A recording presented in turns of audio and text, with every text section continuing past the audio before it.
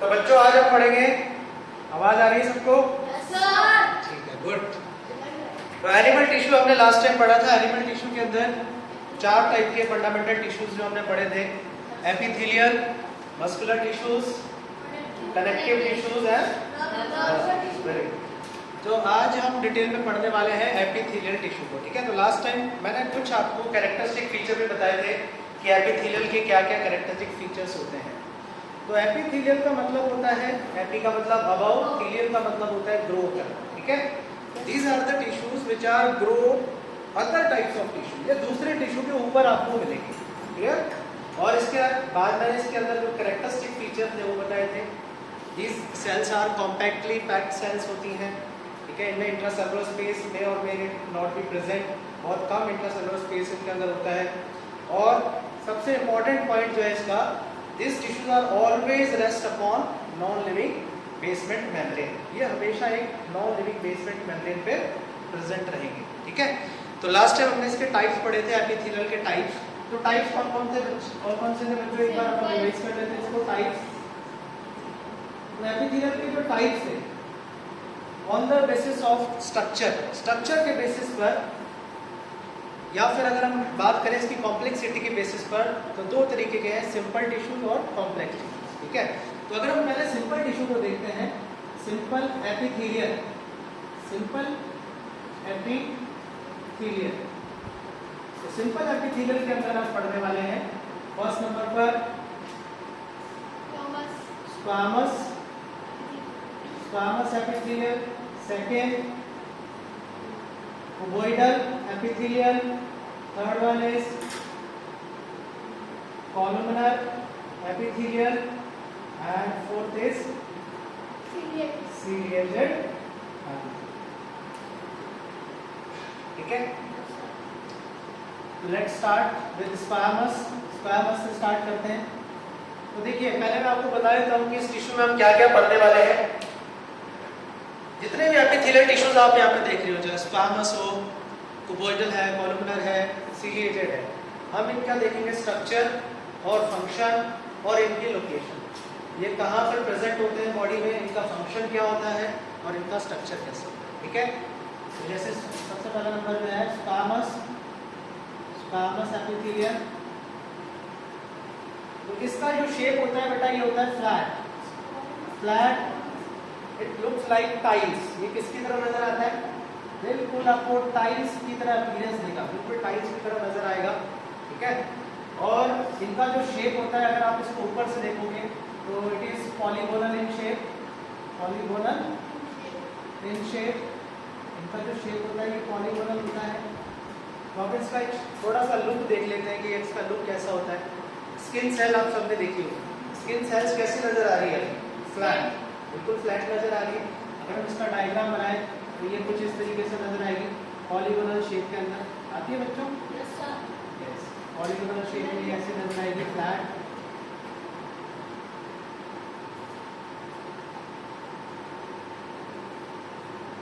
ठीक है। और इनमें यहाँ प्रेजेंट होता है न्यूक्लियस, क्या प्रेजेंट होता है, यस, न्यूक्लियस। तो ये टाइल्स लाइक अपीयरेंस देती है, जैसे कि हमने यहाँ पे टाइल्स देख रहे हो आप, सेम टाइल्स की तरह अपीयरिंग देती है। अगर आप ऊपर से आप इसको देखोगे तो ये टाइल्स की तरह नजर आती है। सेंटर में इसका न्यूक्लियस होता है और न्यूक्लियस की वजह से सेंटर से बल्जिंग होती है। बल्जिंग का मतलब डिप्रेस्ड, अंदर की तरफ बल्जिंग शो करेगी, क्योंकि अगर आप सेंटर में अगर इसकी न्यूक्लियस है और अगर आप इसको ऊपर से देख रहे हो तो न्यूक्लियस की वजह, साइटोप्लाज्मा की वजह से जो सेल्स होती है वो कैसे नजर आएगी, बल्जिंग, ठीक है। अगर आपका साइड व्यू देखोगे तो साइड व्यू में कुछ ऐसे नजर आएगी आपको।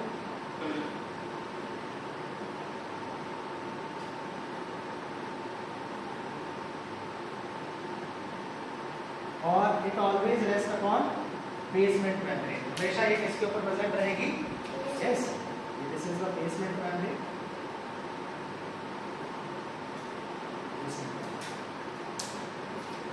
तो टाइल्स की तरह अपीयरेंस जब इसका होता है तो हम इसको बोल देते हैं pavement epithelial, pavement epithelial, it looks like tiles. Pavement का मतलब क्या होता है, टाइल्स की तरह नजर आता है, ठीक है। It looks like tiles. like tiles. Flat नजर आती है, इसी वजह से इसको हम बोल देते हैं पेवमेंट एपिथेलियम। क्लियर है बच्चों? नाउ कई जगह पर इसकी जो मार्जिन होती है वो आपको वेवी मार्जिन नजर आएगी। क्या नजर आएगी? Wavy margin. देखो यहाँ पर मार्जिन बिल्कुल फ्लैट है, बट क्या एक्चुअल में फ्लैट होती है? बिल्कुल। तो अगर आपका मार्जिन देखोगे तो इसका मार्जिन जो होता है बच्चों ये ऐसे नजर आएगा।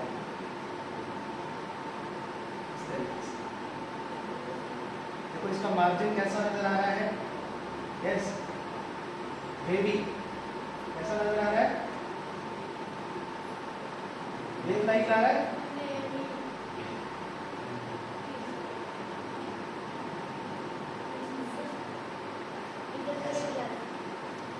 ठीक है, देखो यहाँ पर तो हमने बिल्कुल स्ट्रेट लाइन बनाई थी, बट यहाँ पर लाइनिंग कैसी है इसकी? Wave line. कैसी है? वेव लाइन की वजह से। ठीक है, वो वेव लाइक मार्जिन की वजह से,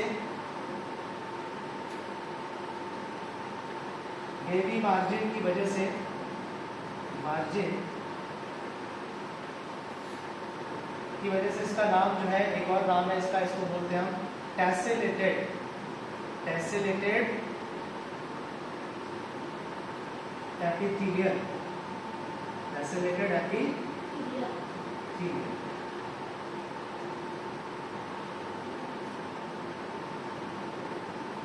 ठीक है बच्चों,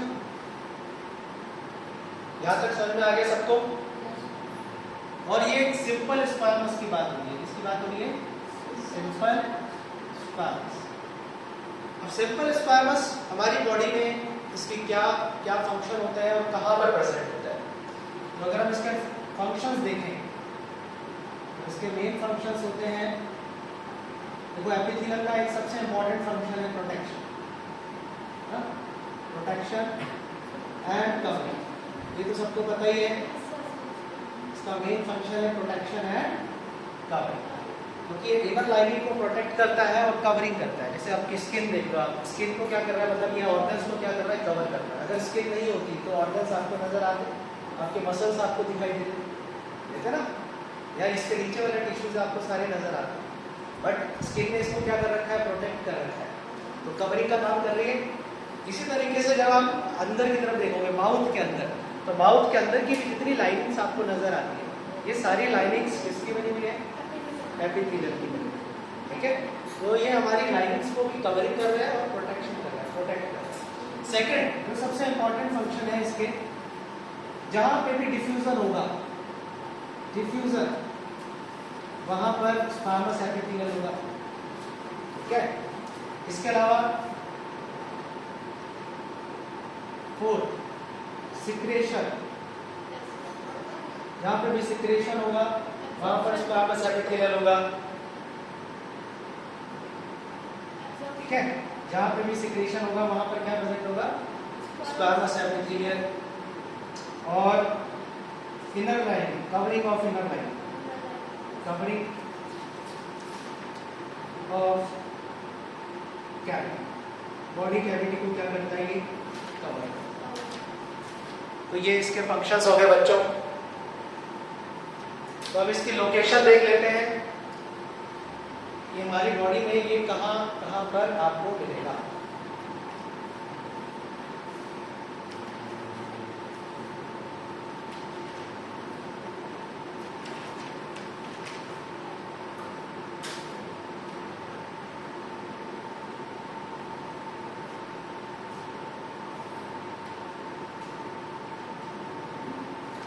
लिया? चलो अब इसके बाद लोकेशन देखते हैं, लोकेशन कहाँ कहाँ पर है स्क्वायमस एपिथेलियल की।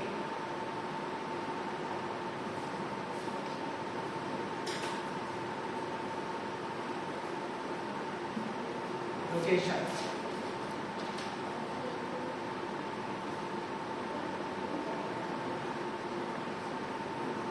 तो पहला जो सबसे इंपॉर्टेंट चीज है प्रोटेक्शन एंड कवरिंग। ये हमारी बॉडी को कवर कहाँ से कर रहा है? स्क्वायमस एपिथेलियल कहाँ पे प्रेजेंट होता है? ठीक है, तो स्क्वायमस एपिथेलियल जो है ये प्रेजेंट होता है आपकी स्किन में। कहाँ प्रेजेंट है? स्किन। बट स्किन में ये सिंपल स्क्वायमस नहीं है, स्किन के अंदर इसकी मल्टीपल लेयर्स होती है। ठीक है, तो यहाँ पर जो एपिथेलियल होगा इसको हम क्या बोलेंगे? Stratified squamous epithelium. इसके अलावा it cover the inner linings, cover inner linings of mouth, alimentary canal का कुछ पार्ट, माउथ कैविटी हो गया, आपका बगल कैविटी हो गया, टंग पार्ट, इसको कवर करता है। इसके अलावा वेजाइनल पार्ट, वेजाइनल कवरिंग,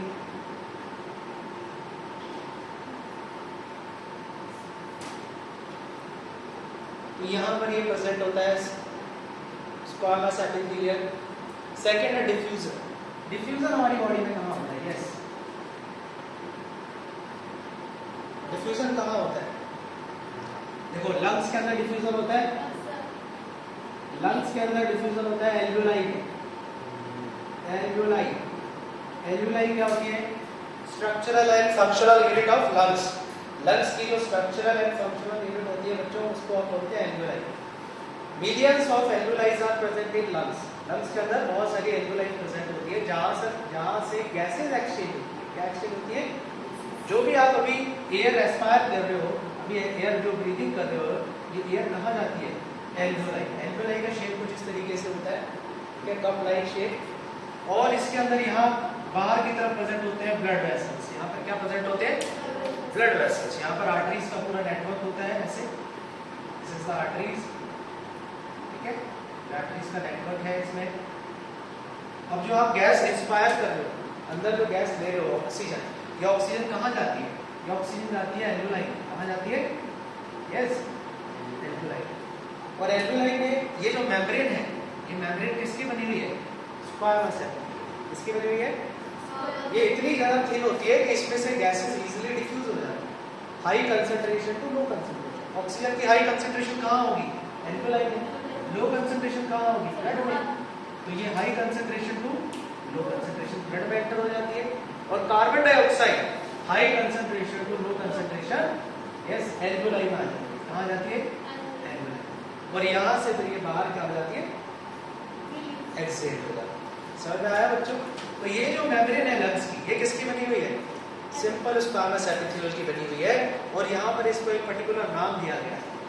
इन सेल्स को यहाँ पे बोला जाता है, ये सिंपल स्क्वामस सेल जो कि एल्वियोलाई में प्रेजेंट होती है, इनको बोला जाता है न्यूमोसाइट। न्यूमोसाइट क्या बोला जाता है इनको? न्यूमोसाइट। समझ में आ गया बेटा? ठीक है। नेक्स्ट, थर्ड, ये प्रेजेंट होती है ब्लड वेसल्स। ब्लड वेसल्स का जो थिन ब्लड वेसल्स होते हैं, जैसे कि कैपिलरीज, वॉल ऑफ कैपिलरीज। इसकी वॉल ऑफ कैपिलरीज। जो कैपिलरीज होती हैं ये बहुत ज़्यादा थिन होती है, वन सेल की, मतलब कि इनकी जो मोटाई होती है अगर हम देखें तो ये एक सेल की लेयर की बनी होती है। कितनी सेल की बनी होती है? Uniform layers of squamous epithelium, ठीक है। कैपिलरीज का अगर हम इसको निकालें, कैपिलरीज को ऐसे बाहर निकाल के देखें तो इसकी जो सेल्स है, ये जो लेयर्स है ऊपर वाला, इसके ऊपर प्रेजेंट होता है आपका क्या? Squamous epithelium. किसकी बनी हुई है बच्चों? Squamous epithelium. समझे? समझ में आया बेटा?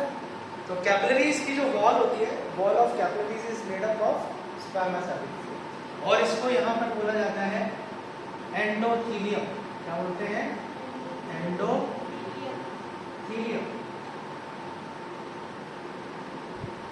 Endothelium, clear? इसको लिख लो फटाफट।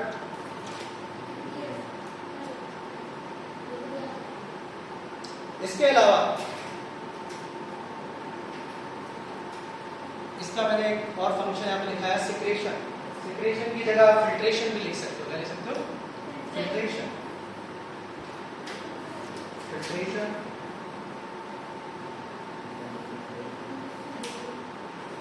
फिल्ट्रेशन कहाँ होता है हमारी बॉडी? किडनी। Very good. तो किडनी के अंदर जो स्ट्रक्चरल एंड फंक्शनल यूनिट होती है इसको हम बोलते हैं नेफ्रॉन। क्या बोलते हैं? नेफ्रॉन, जो किडनी के अंदर ब्लड को फिल्टर आउट करती है। किसको फिल्टर करती है? ब्लड को फिल्टर करती है। देखो फोर्थ इसकी जो लोकेशन है, फिल्ट्रेशन कहाँ होती है? फिल्ट्रेशन या सिक्रेशन ये होता है आपके यस किडनी। और किडनी के अंदर जो स्ट्रक्चरल एंड फंक्शनल यूनिट है वो है यहाँ पर नेफ्रॉन। तो नेफ्रॉन का जो स्ट्रक्चर होता है बच्चों वो कुछ इस तरीके से होता है। उसमें आपको एक बाउमन कैप्सूल नजर आएगा, ऐसे इस तरीके का स्ट्रक्चर नजर आएगा। इसको बोला जाता है बाउमन कैप्सूल। क्या बोलते हैं इसको? Bowman capsule. फिर इसके बाद में आता है आपका ईसीटी। ईसीटी के बाद में आता है यहाँ पर यस ये है loop of Henley. Loop of Henley के बाद आता है यहाँ पर डीसीटी। डीसीटी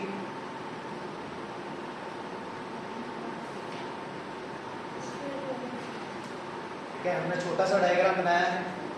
तो ये जो पार्ट आपको नजर आ रहा है बेटा ये पूरा पार्ट नेफ्रॉन का है। This is the nephron.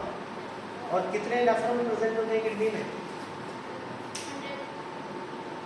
3 million nephrons are present in both kidney। दोनों किडनी के अंदर 3 million nephrons present होते हैं। तो you are the millionaires in the concerns of nephron। अगर नेफ्रॉन की बात की जाए तो मिलीनियर हो भाई। हाँ ठीक है। और ये वो यूनिट्स हैं जो ब्लड को क्या करती है? फिल्टर करती है। अब इसमें फिल्टर कहाँ पर होता है? ब्लड फिल्टर होता है इस जगह। ये रहा बाउमन कैप्सूल।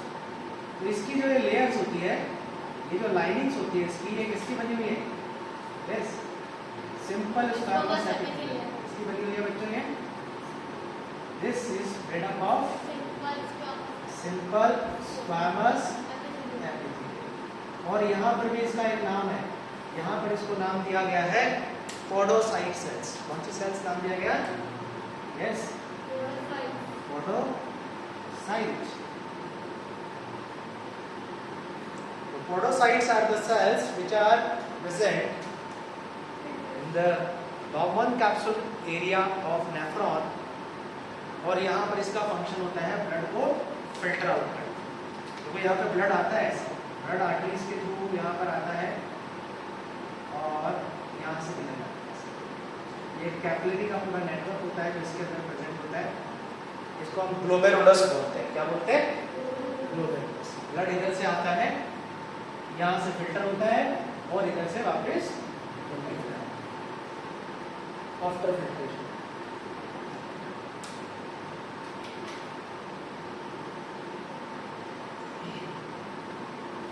ठीक है बेटा, लिख लिया सबने? चलो और मैंने अभी अब क्या क्या पढ़ा दिया। एक तो ये एपिथेलियल जो है ये प्रोटेक्शन का काम कर रहा है। जैसे स्किन है हमारी प्रोटेक्शन का काम करती है, कवरिंग का काम कर रहा है, covering the inner lines of mouth and vaginal part. Diffuser हमारी बॉडी में कहाँ होता है? लंग्स के अंदर एंड कैपिलरीज के अंदर। तो wall of alveoli, inner wall of alveoli and wall of capillaries are made up of squamous epithelium. Clear? फिर उसके बाद होता है फिल्ट्रेशन। फिल्ट्रेशन कहाँ हो रहा है? किडनी में। किडनी में स्ट्रक्चरल फंक्शन क्या है? नेफ्रॉन। नेफ्रॉन के बाउमन कैप्सूल एरिया के अंदर जो सेल्स प्रेजेंट होती है जहाँ पर फिल्ट्रेशन होता है, that is the podocytes. Clear? अब नेक्स्ट है हमारा कवरिंग ऑफ कैपिलरी। ये जो एपिथेलियल है ये हमारी बॉडी की कवरिंग भी करता है। क्या करता है? बॉडी में कवरिंग। अब ये कहाँ पे प्रेजेंट होता है? जैसे कि अराउंड द हार्ट के चारों तरफ भी ये प्रेजेंट होगा, बोन के चारों तरफ प्रेजेंट होगा। ठीक है? तो अगर ये हार्ट के चारों तरफ प्रेजेंट है, अराउंड हार्ट,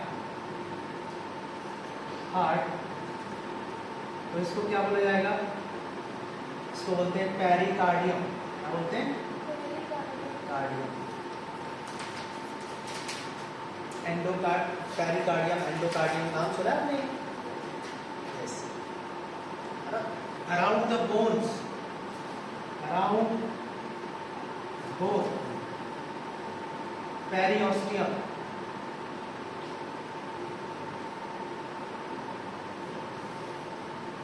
ऐसी हमारे अंदर एक मेसोडर्म कैविटी होती है, इट कवर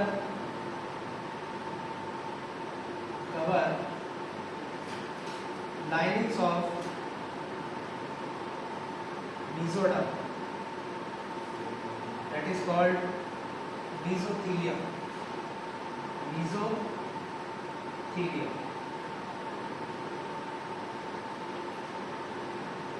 तो ये सारे हमारी बॉडी के अंदर इतनी सारी इसकी लोकेशंस होती हैं, और भी बहुत सारी है बट हम सारी नहीं लिखाएंगे, इतनी सफिशिएंट है अपने लिए, ठीक है। Around heart pericardium, around bone periosteum,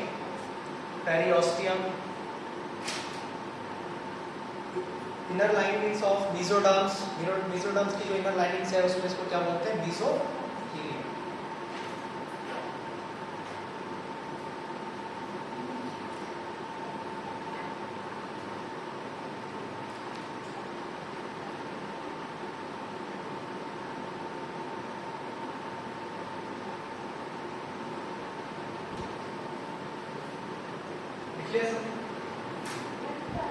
चलो नेक्स्ट देखते हैं, नेक्स्ट इशू जो है हमारा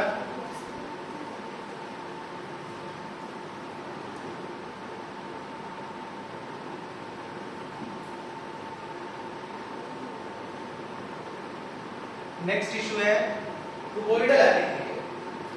देखो इसको नाम से पता चल रहा है कि इसका स्ट्रक्चर कैसा होगा, क्यूब लाइक स्ट्रक्चर, ठीक है। सेकंड टिश्यू जो हमारा अंदर है वो है सिंपल क्यूबोइडल एपिथेलियम।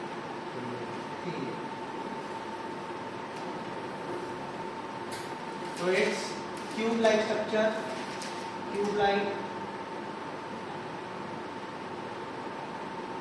इसमें जो इसकी लेंथ एंड विड्थ में भी इक्वल, दोनों इक्वल हो सकती है, तो इसी वजह से इसको एक और नाम दिया गया है आइसोडायामेट्रिक। क्या बोलते हैं इसको, आइसोडायामेट्रिक, मतलब कि इसकी लेंथ और विड्थ क्या हो सकती है, इक्वल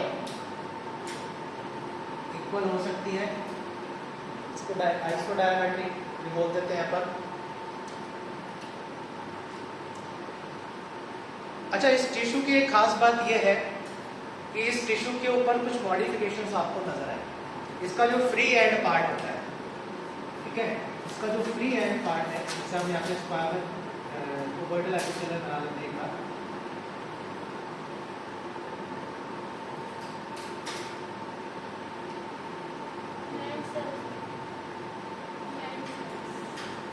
यस, तो ये जो क्यूबोइडल एपिथेलियम है, ये इसकी नॉन लिविंग बेसमेंट मेम्ब्रेन। तो इस क्यूबोइडल एपिथेलियम के ऊपर आपको कुछ फिंगर लाइक प्रोजेक्शंस नजर आएंगे। क्या नजर आएंगे, फिंगर लाइक प्रोजेक्शंस कई कई जगह पर ऐसे नजर आएंगे। These finger like projections are called microvilli। इनको क्या बोला जाता है बच्चों, यस, microvilli।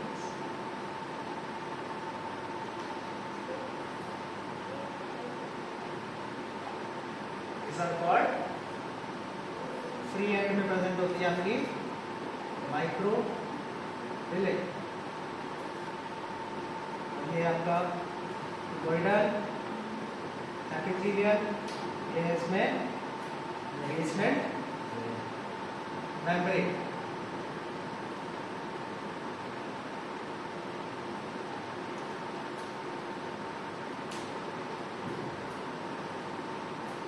अच्छा, माइक्रोविलीज क्या होती है, माइक्रो का मतलब होता है माइक्रोस्कोपिक, विली का मतलब होता है फिंगर लाइक प्रोजेक्शंस, छोटे छोटे फिंगर लाइक प्रोजेक्शंस प्रेजेंट होते हैं। It is outgrowth of plasma membrane. ये प्लाज्मा मेम्ब्रेन की आउटग्रोथ होती है एक तरीके से, मतलब प्लाज्मा मेम्ब्रेन ही एक फिंगर लाइक प्रोजेक्शंस क्रिएट करती है, ठीक है। और ये किस लिए होती है, जहां पे भी माइक्रोविलीज प्रेजेंट होगी वहां पर उसका फंक्शन है एब्जॉर्प्शन करना। क्या करना, तो मतलब ये सेल्स की कहीं ना कहीं एब्जॉर्प्शन में पार्टिसिपेट करते हैं। कर रहे हैं? जहां पर मैक्सिमम क्वांटिटी में माइक्रोविलीज प्रेजेंट रहेगी वहां पर क्या रहेगा, ऑब्जॉर्प्शन रेट हाई रहेगा, वहां पर मैक्सिमम क्या रहेगा, एब्जॉर्प्शन रेट। समझना है, ठीक है। और जो माइक्रोविलीज क्या फंक्शन होता है, माइक्रोविलीज जो है वो सरफेस एरिया इंक्रीज करती है। क्या कर देती है, सरफेस एरिया। देखो एक जो कोबोइडल एपिथेलियल है इसके ऊपर हजारों माइक्रोविलीज प्रेजेंट होती है, तो ये हजारों माइक्रोविलीज क्या करेगी, सरफेस एरिया को इंक्रीज कर देगी। कोई भी चीज जब इसके ऊपर आएगी तो एक तो उसकी स्पीड को स्लो कर देगी, ठीक है। दूसरा, न्यूट्रिशन का मैक्सिमम एब्जॉर्प्शन यहाँ पर होगा, क्योंकि ये इट इज वेरी थिन, ये बहुत थिन होती है और मैक्सिमम क्वांटिटी में यहाँ पर क्या होगा, एब्जॉर्प्शन। अभी कोबोइडल एपिथेलियल की एक खास बात यह है, दूसरे टिश्यू से ये कैसे डिफरेंट है, इसके अंदर नंबर ऑफ माइटोकॉन्ड्रिया ज्यादा होते हैं। क्या होते हैं, एक स्टार पॉइंट यहाँ पर लगा के लीजिएगा, इसीलिए आपको किसी बुक में तो नहीं मिलेगा बट ये ऑब्जर्व किया गया है। Number of mitochondria are more, number of mitochondria are more in this epithelium, in this type of, इस तरीके के एपिथेलियल में आपको नंबर ऑफ माइटोकॉन्ड्रिया ज्यादा मिलेगी, ठीक है। अब मुझे आप बताइए कि अगर माइटोकॉन्ड्रिया ज्यादा है तो what is the function of cell, cell का फंक्शन क्या होगा, एनर्जी। Yes, very good. जहां माइटोकॉन्ड्रिया है मतलब एनर्जी का प्रोडक्शन ज्यादा होगा, एटीपी ज्यादा बनेगा, और एटीपी ज्यादा बन रहा है तो मतलब सेल का कोई फंक्शन ऐसा है जो एटीपी से रिलेटेड है, मतलब विदाउट एटीपी वर्क नहीं करेगा, इसको एटीपी चाहिए, ठीक है। और जिस प्रोसेस में, जिस फंक्शन में एटीपी की रिक्वायरमेंट होती है उसको हम क्या बोलते हैं, एक्टिव प्रोसेस। कौन सा प्रोसेस बोलते हैं, एक्टिव ट्रांसपोर्ट का नाम भी सुना होगा, एक्टिव ट्रांसपोर्ट, पैसिव ट्रांसपोर्ट है, हमने सेल के अंदर पढ़ा था। तो कहीं ना कहीं ये जो टिश्यूज है ये एक्टिव प्रोसेस के थ्रू ही फंक्शनेट होते हैं, इसके थ्रू फंक्शनेट होते हैं। तो इनका फंक्शन क्या होता है, फंक्शन हम इधर देख लेते हैं। तो इनका फंक्शन होता है, मेन फंक्शन जो है इसका एब्जॉर्प्शन। क्या है, एब्जॉर्प्शन। कौन सा absorption, active absorption, active absorption. Second, active secretion, active ये एक्टिवली सिक्रेट भी करती है, ठीक है। बाकी का जो फंक्शंस है प्रोटेक्शन और कवरिंग, ये तो है ही, protection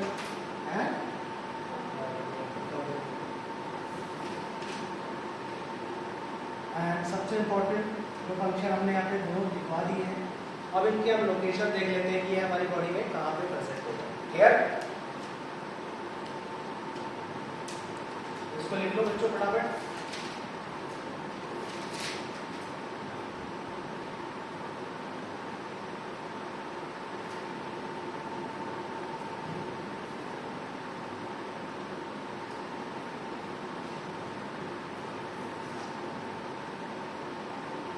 active absorption, active secretion, protection and covering.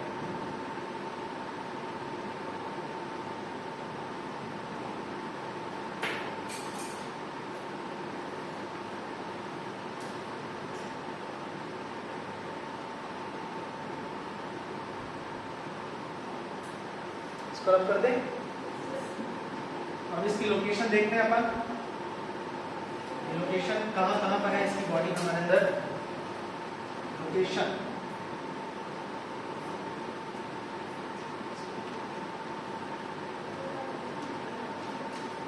तो देखो फर्स्ट लोकेशन मैंने क्या होता है, एक्टिव एब्जॉर्प्शन। अब एक्टिव एब्जॉर्प्शन कहाँ पर होता है, वही सबसे इंपॉर्टेंट चीज, एक्टिव एब्जॉर्प्शन होता है आपका, क्या बना रहा हूँ, नेफ्रॉन। किडनी के अंदर नेफ्रॉन प्रेजेंट होता है बेटा, यूसी नेफ्रॉन का स्ट्रक्चर है।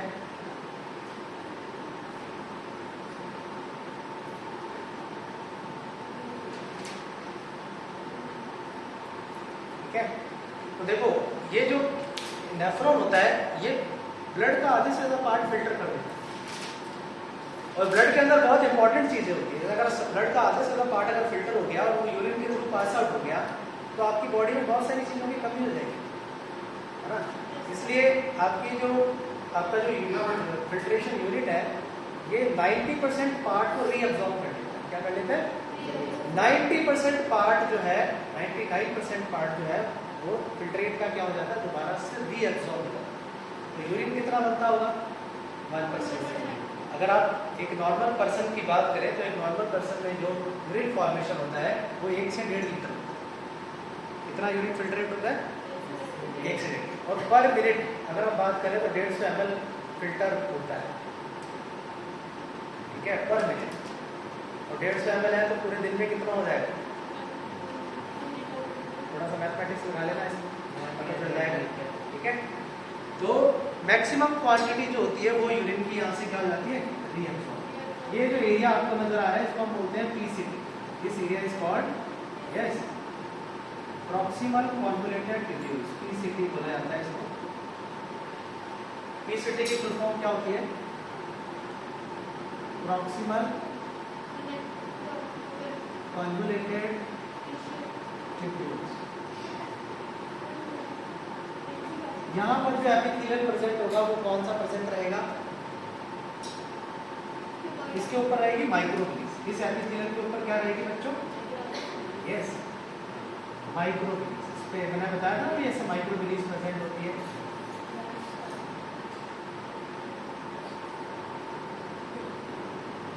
इस टिश्यू को हम क्या बोलेंगे? इसको हम बोलेंगे ब्रश बॉर्डर। इसका बॉर्डर कैसा नजर आ रहा है? ब्रश की तरह ऊपर जो है ना हेयर लाइन ऐसे ब्रश की तरह एक्सटेंशन साफ हो जाएगा, ब्रश की तरह फिलिंग नजर आएगी। जिसका नाम हमने क्या रखा है यहाँ पर? Yes, brush border स्क्वामल cuboidal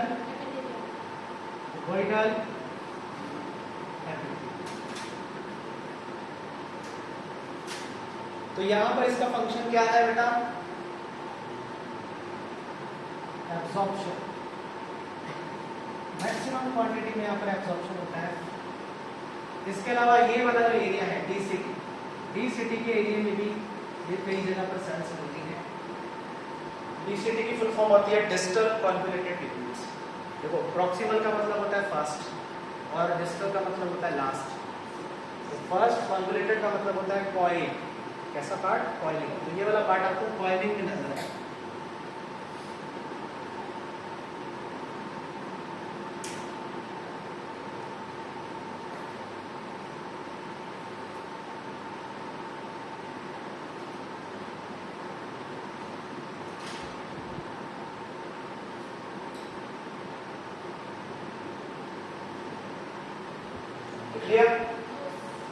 next देखते हैं अपन।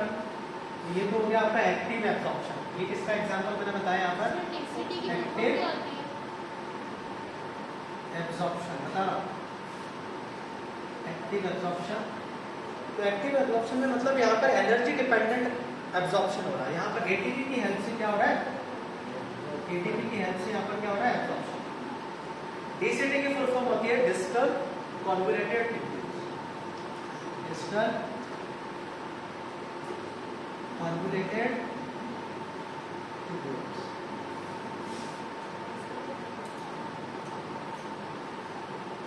सेकंड है एक्टिव सिक्रेशन। तो ये टिश्यूज ग्लैंड्स के डक्ट भी बनाता है। बहुत सारी ग्लैंड्स का फॉर्मेशन भी करता है, ठीक है, जैसे कि salivary glands, duct of salivary gland. और सलाइवरी ग्लैंड में क्या बनता है बच्चों? सलाइवा। इसके अलावा थायराइड वेसिकल्स, थायराइड वेसिकल्स,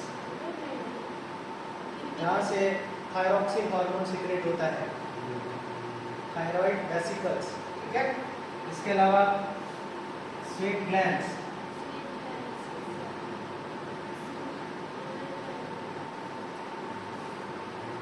तो यहाँ पर इसका मेन फंक्शन होता है सिक्रेशन का। क्या करना? Third, this epithelial is present in gonads. ये कहाँ प्रेजेंट होता है? गोनैड्स। गोनैड्स क्या होते हैं बच्चों? जैसे कि अगर मेल की बात करें तो मेल में गोनैड्स है टेस्टिस, मेल में प्रेजेंट होते हैं टेस्टिस। और फीमेल में है ओवरी।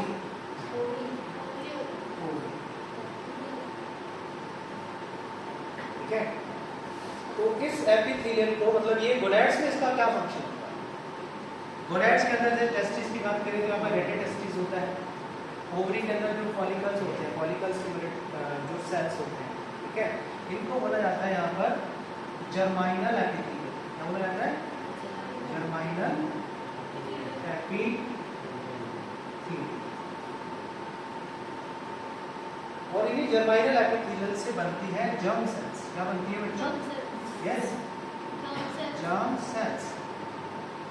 हैप्लॉइड सेल्स का फॉर्मेशन होता है, जिसको हम बोल देते हैं यहाँ पर गैमेटोजेनेसिस। क्या बोल देते हैं इसको? गैमेटोजेनेसिस।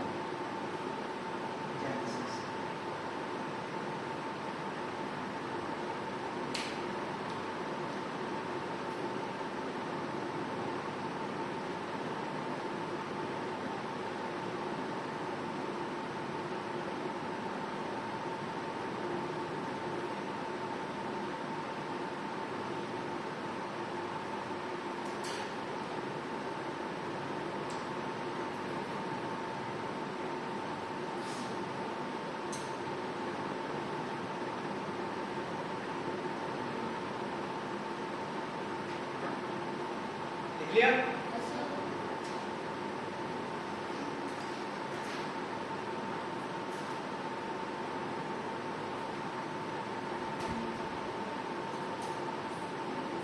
तो ये लोकेशंस आपको तभी याद रहेंगी बच्चों जब आपको इसके फंक्शंस याद रहेंगे।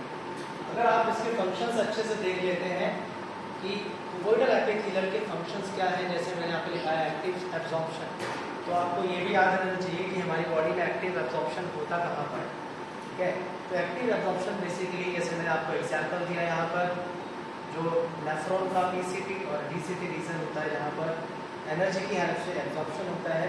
ठीक है, तो यहाँ पर आपको इस तरीके के सेल्स मिलेंगे जिनको हम बोलते हैं brush border. Why it is called brush border? Because the free surface of these epithelials are brush like appearance. इसका जो appearance होता है वो कैसा होता है? ब्रश जैसा यहाँ पर आता है due to the microvilli, and microvilli increase the surface area for absorption. ठीक है, इसी वजह से यहाँ पर मैक्सिमम एब्जॉर्प्शन होता है। PCT के अंदर लगभग 65% पार्ट जो होता है वो फिल्ट्रेट का क्या हो जाता है? रीअब्सॉर्ब। दोबारा से क्या हो जाता है? रीअब्सॉर्ब। ठीक है, नाउ इसके अलावा इसका फंक्शन होता है सिक्रेशन करना। ठीक है, जैसे सलाइवरी ग्लैंड से, सलाइवरी ग्लैंड से क्या प्रोड्यूस होता है? सलाइवा। तो सलाइवा कौन बनाता हो? तो सेल्स ही बनाती है ना। थायराइड वेसिकल से क्या रिलीज होता है? थायरॉक्सिन। स्वेट ग्लैंड से क्या रिलीज होता है? स्वेट्स। ठीक है, गोनैड्स के अंदर भी ये प्रेजेंट होता है। गोनैड्स का मतलब होता है जैसे टेस्टिस एंड ओवरी। गोनैड्स जो है ये इनके दो फंक्शंस होते हैं, एक तो जर्म सेल्स का फॉर्मेशन करना, सेकंड हार्मोन सिंथेसाइज करना। क्या सिंथेसाइज करना? हार्मोन सिंथेसाइज करना इसका मेन फंक्शन होता है। तो जैसे गोनैड्स की अगर हम बात करें तो मेल में है टेस्टिस और फीमेल में है ओवरी। तो टेस्टिस एंड ओवरी का मेन फंक्शन होता है जर्म सेल्स प्रोड्यूस करना। क्या प्रोड्यूस करना? तो जर्म सेल्स कौन प्रोड्यूस करता है? जर्म सेल्स प्रोड्यूस करता है यहाँ पर जर्माइनल एपिथेलियम। और जर्माइनल एपिथेलियम किसको बोला गया है? समझ में आ गया बच्चों? तो कुबोइडल एपिथेलियम के मल्टीपल फंक्शंस हैं ये और लोकेशंस हैं। Now next will be columnar epithelium. Columnar epithelium का स्ट्रक्चर एंड फंक्शन कैसा रहेगा तो हम यहाँ पर देख लेते हैं।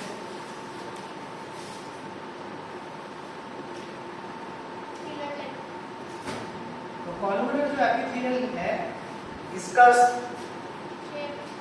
Structure pillar like and columns like.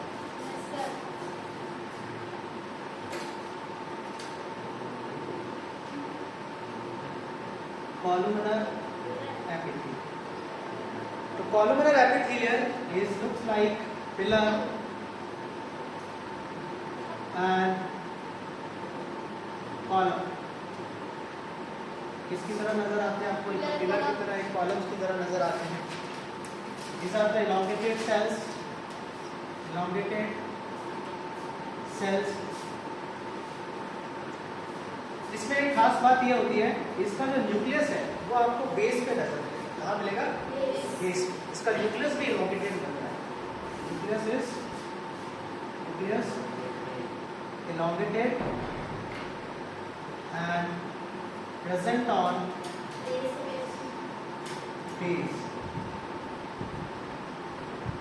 इसका जो न्यूक्लियस है वो आपको बेस पे मिलेगा, बेस पे नजर आएगा। जैसे कि अगर हम यहाँ पे सेल्स का एक डायग्राम बना के देखें तो उनका जो स्ट्रक्चर है वो पिलर्स की तरह नजर आता है।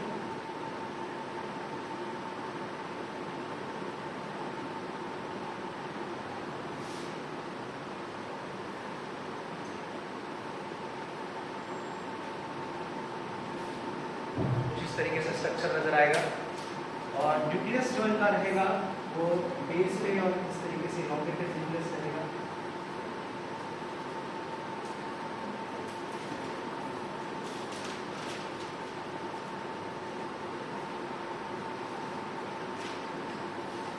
और नीचे में प्रेजेंट होती है बेस में बेसमेंट में। This type of cells is called columnar epithelium. This is the nucleus. अब इन सेल्स में कई कई जगह पर आपको कुछ सेल्स ऐसी भी नजर आएगी जिनमें जो शेप होता है वो ऐसे नजर आएगा। तो इस सेल्स को हम बोल देते हैं गॉबलेट सेल्स। इस सेल्स को क्या बोलेंगे बच्चों? Goblet cell. और ये सीक्रेट करती है म्यूकस। इससे किसका सीक्रेशन होता है? म्यूकस का सीक्रेशन।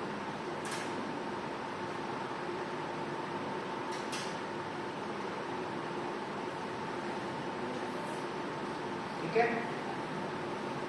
चलो अब पहले इसके फंक्शंस अपन देख लेते हैं। इसके फंक्शंस क्या क्या हैं?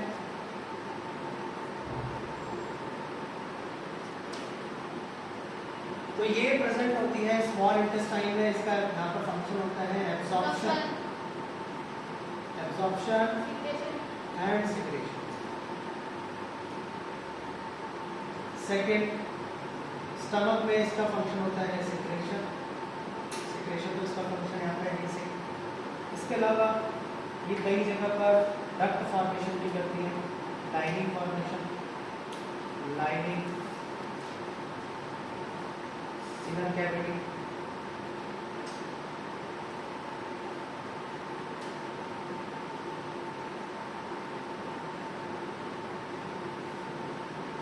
ठीक है,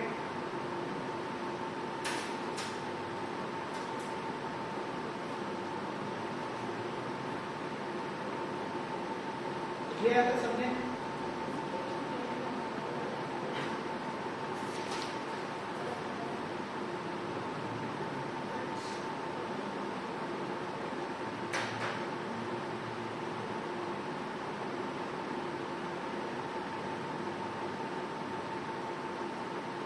देखो पहला फंक्शन है इसका एब्जॉर्प्शन। Function, location. एब्जॉर्प्शन कहाँ होता है हमारी बॉडी में? एब्जॉर्प्शन कहाँ हो रहा है? यस, फूड का एब्जॉर्प्शन की बात करते हैं। फूड एब्जॉर्प्शन,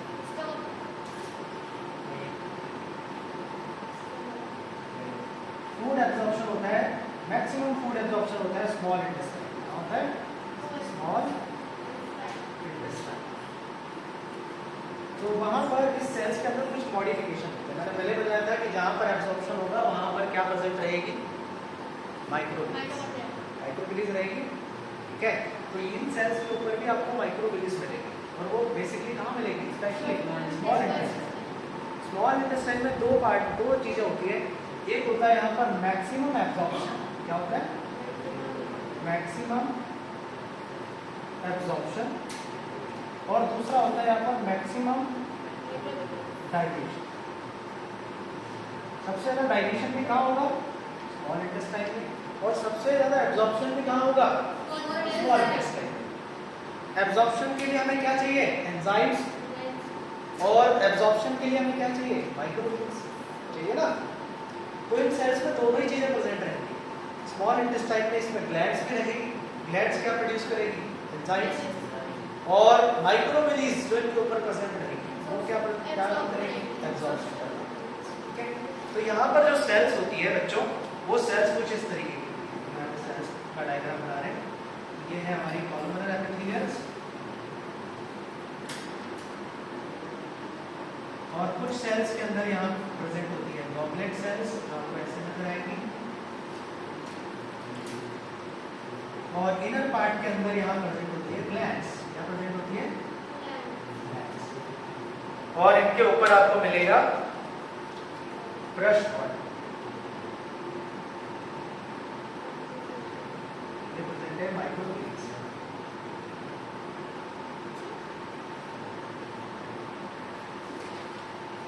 और ये है इसका न्यूक्लियस, न्यूक्लियस।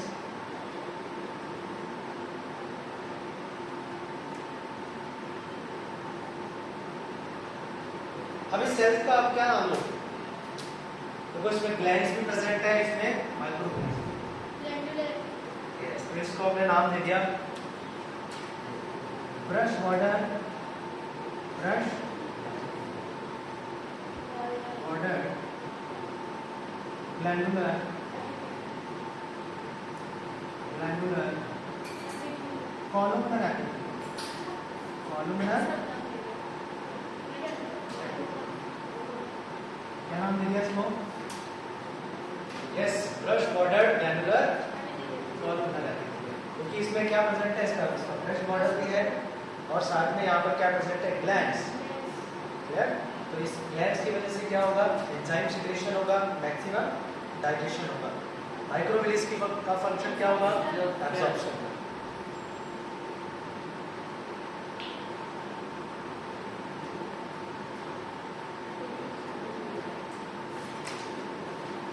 तो ये फर्स्ट फंक्शन हो गया इसका, location. Now second location, it is also present in the wall of stomach. ये कहाँ प्रेजेंट होता है? स्टमक की वॉल में प्रेजेंट होता है। बट आप मुझे बताओ क्या स्टमक में एब्जॉर्प्शन होता है? नहीं होता है। एब्जॉर्प्शन होता है स्मॉल इंटेस्टाइन। तो स्टमक में इसकी वॉल पर माइक्रोविलीज नहीं रहेंगे, बट स्टमक में डाइजेशन होता है। यस, होता है। तो स्टमक में ग्लैंड्स तो रहेगी, बट स्टमक में क्या नहीं रहेगा? माइक्रोविलीज। तो स्टमक में इसको हम क्या बोलेंगे? Glandular, glandular columnar epithelium. ये कहाँ प्रेजेंट रहेगा बच्चों? स्टमक।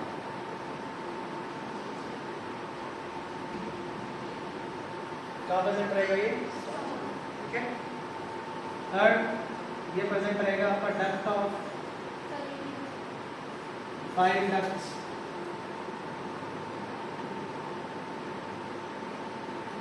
पैनक्रियास, पैनक्रियास का जो डक्ट होता है, duct of gallbladder.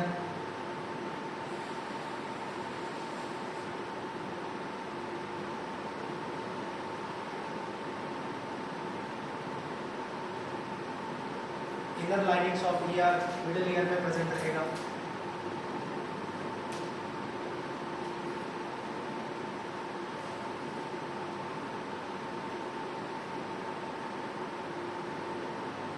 Clear?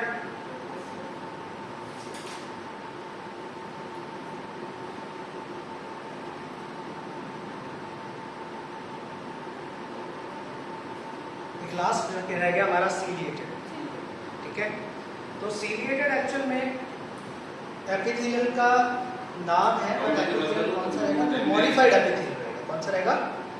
Modified epithelial. इस एपिथेलियल के ऊपर आपको लेयर लाइक स्ट्रक्चर नजर आएंगे। क्या नजर आएंगे?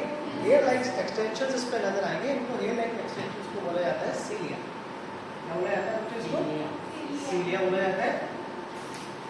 तो इसके बारे में मैं दिखा देता हूँ आपको। तो यहाँ पर सीलिएटेड एपिथेलियम,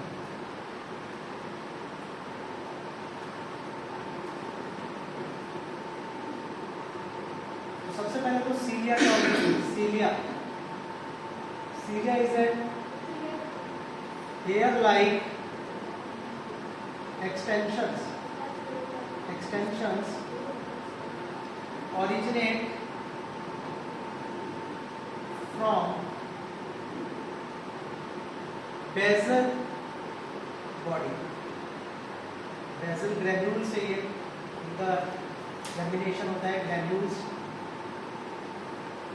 से इनका फॉर्मेशन होता है। बेसल बॉडी मतलब जो सेंट्रियोल पार्ट, ठीक है, उससे इनका ओरिजिनेशन होता है।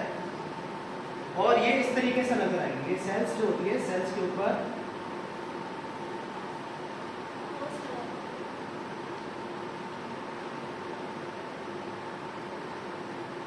ऐसे नजर आएंगे।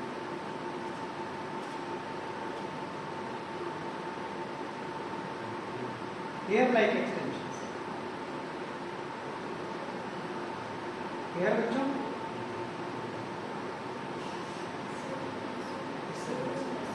तो इसको हम बोलेंगे सीलिया। और ये है यहाँ पर न्यूक्लियस, न्यूक्लियस पार्ट है। ये है यहाँ पर और इसमें तो ये सीलिया किसी भी टिश्यू पे प्रेजेंट हो सकते हैं। मैक्सिमाइज अगर देखा जाए तो ये दो टिश्यूज पे प्रेजेंट होते हैं, ठीक है। सीलिया के बेसिस पर एपिथेलियल दो तरीके के हो सकते हैं। Types of epithelial on the basis of types of epithelial on the basis of